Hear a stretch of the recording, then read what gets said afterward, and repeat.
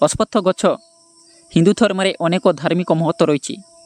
ଅଶ୍ୱତ୍ଥ ଗଛକୁ ପୂଜା କରିବା ସହିତ ଏହାର ଗଛ ମୂଳରେ ଜପ ଓ ତପ କରିବା ଦ୍ୱାରା ଶୀଘ୍ର ଫଳପ୍ରାପ୍ତ ହୋଇଥାଏ।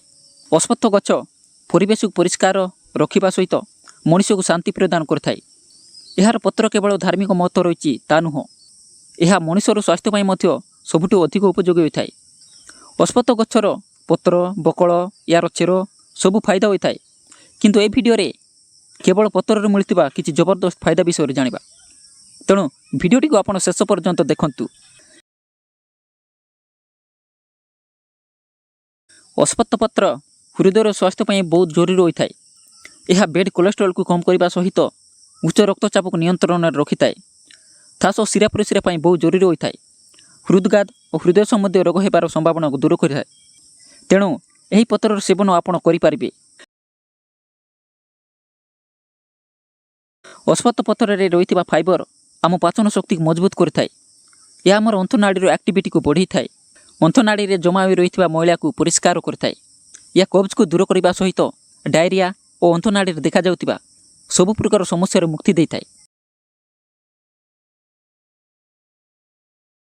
ଅଶ୍ୱତ୍ଥ ପତ୍ରର ପାଣି ସେବନ କରିବା ଦ୍ୱାରା ଆମ ପାଚନ ଶକ୍ତିକୁ ସୁଧାରିଥାଏ। ପେଟରେ ଦେଖାଯାଉଥିବା ସବୁ ପ୍ରକାର ସମସ୍ୟା ଦୂର କରିବା ପାଇଁ ସାହାଯ୍ୟ କରିଥାଏ, ଯେମିତିକି ଗ୍ୟାସ୍, ଅପଚନ, ଏସିଡିଟି ଇତ୍ୟାଦିକୁ ଦୂର କରିଥାଏ। ଅଶ୍ୱତ୍ଥ ପତ୍ରର ପାଣି ପିଇବା ଦ୍ୱାରା ଆମ ସ୍ମରଣ ଶକ୍ତିକୁ ବୃଦ୍ଧି କରିଥାଏ। ଟିକି ଟିକି କଥାକୁ ଭୁଲିଯିବାର ଯେଉଁ ସମସ୍ୟାକୁ ଠିକ୍ କରିଥାଏ। କହିବାକୁ ଗଲେ ଆମ ମସ୍ତିଷ୍କ ପାଇଁ ଏକ ସିରପ ଭାବରେ କାମ କରିଥାଏ। ଅଶ୍ୱତ୍ଥ ପତ୍ରରେ ତିଆରି ପାଣି ପିଇବା ଦ୍ୱାରା ତ୍ୱଚା ପାଇଁ ବହୁତ ଲାଭ ହୋଇଥାଏ। ଏହାର ନିୟମିତ ସେବନ କରିବା ଦ୍ୱାରା ତ୍ୱଚାର ଉଜ୍ଜ୍ୱଳତାକୁ ବଢ଼ାଇଥାଏ। ବ୍ରଣ ଓ କଳା ଦାଗ ଗୁଡ଼ାକୁ ଦୂର କରିଥାଏ। ଅଶ୍ୱତ୍ଥ ପତ୍ରକୁ ଗରମ କରି ପିଇବା ଦ୍ୱାରା ଶରୀରକୁ ଡିଟକ୍ସ କରିଥାଏ। ଶରୀରର ଟକ୍ସିନ୍ ଗୁଡ଼ାକ ବାହାର କରିଥାଏ।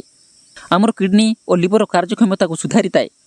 ଅଶ୍ୱତ୍ଥ ପତ୍ରରେ ପ୍ରାକୃତିକ ଭାବରେ ପୋଷକ ତତ୍ତ୍ୱ ଭରି ରହିଥାଏ। ଏହା ବ୍ଲଡ୍ ସୁଗାର ଲେଭେଲକୁ କଣ୍ଟ୍ରୋଲରେ ରଖିଥାଏ, ଯାହାଦ୍ୱାରା କି ଡାଇବେଟିସ୍ ରୋଗୀ ପାଇଁ ଲାଭ ହୋଇଥାଏ। ଏଥିରେ ଏମିତି ପୋଷକ ତତ୍ତ୍ୱ ରହିଥାଏ ଯାହାକି ଚିନ୍ତା କମ୍ କରିବା ପାଇଁ ସାହାଯ୍ୟ କରିଥାଏ।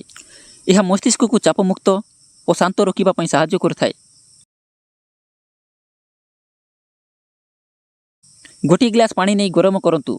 ସେଥିରେ 4ରୁ 5ଟା ପତ୍ରକୁ ଭଲ ଭାବରେ ଧୋଇକି ଛୋଟ ଛୋଟ କରି ପକାନ୍ତୁ। ଏହାକୁ ପୁରା ଫୁଟିବା ପର୍ଯ୍ୟନ୍ତ ଗରମ କରନ୍ତୁ। ତାପରେ ଥଣ୍ଡା ହେଲା ପରେ ଏହାକୁ ଛାଣିକି ଆପଣ ପିଅନ୍ତୁ।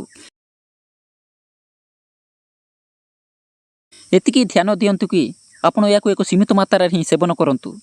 ଅଧିକ ମାତ୍ରାରେ ସେବନ କରିବା ଦ୍ୱାରା ଆପଣଙ୍କୁ ପାର୍ଶ୍ୱ ପରିବର୍ତ୍ତନ ଦେଖାଯିବାର ସମ୍ଭାବନା ରହିଥାଏ। ତେଣୁ ଆପଣ ଯେକୌଣସି ଜିନିଷର ଏକ ସୀମିତ ମାତ୍ରାରେ ହିଁ ଆପଣ ସେବନ କରନ୍ତୁ। ଇଏ ଥିଲା ଅଶ୍ୱତ୍ଥ ପତ୍ରର ପାଣି ପିଇବା ଦ୍ୱାରା ମିଳୁଥିବା କିଛି ଜବରଦସ୍ତ ଲାଭ ବିଷୟରେ। ଆଶା କରୁଛି ଭିଡ଼ିଓଟିରୁ ଆପଣ କିଛି ଶିଖିବାକୁ ପାଇଥିବେ। ଭିଡ଼ିଓଟି ଭଲ ଲାଗିଥିଲେ ଲାଇକ୍ କରନ୍ତୁ। ତା ସହିତ ଆମ ଚ୍ୟାନେଲଟିକୁ ମଧ୍ୟ ସବସ୍କ୍ରାଇବ୍ କରନ୍ତୁ, ଯାହାଦ୍ୱାରା ଆପଣ ଏଭଳି ଭିଡ଼ିଓର ନୋଟିଫିକେସନ୍ ଆପଣ ପାଇପାରିବେ। ରହୁଛି, ଧନ୍ୟବାଦ।